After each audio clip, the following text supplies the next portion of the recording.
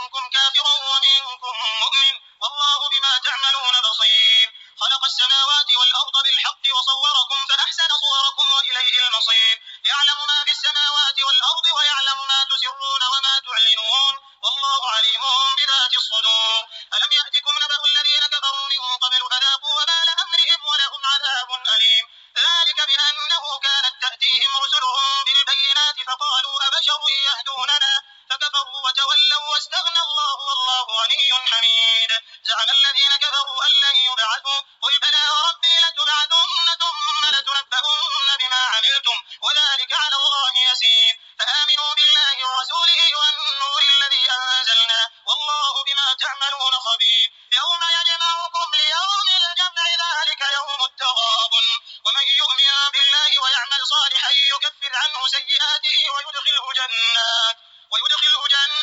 تجري من تحتها الأنهار خالدين فيها أبدا ذلك الفوز العظيم والذين كفروا وكذبوا بآياتنا أولئك أصحاب النار خالدين فيها وبئس المصير ما أصاب من مصيبة إلا بإذن الله ومن يؤمن بالله يهد قلبه والله بكل شيء عليم وأطيعوا الله وأطيعوا الرسول فإن توليتم فإنما على رسولنا البلاغ المبين الله لا إله إلا هو وعلى الله فليتوكل المؤمنون يا أيها الذين آمنوا إن من أزواجكم وأولادكم عدوا لكم فاحذروهم وإن تعفوا وتصفحوا وتغفروا فإن الله غفور رحيم إنما أموالكم وأولادكم فتنة والله عنده أجر عظيم فاتقوا الله ما استطعتم واسمعوا وأطيعوا وأنفقوا خيرا لأنفسكم ومن يوق شح نفسه فأولئك هم المفلحون إن تقرضوا الله قرضا حسنا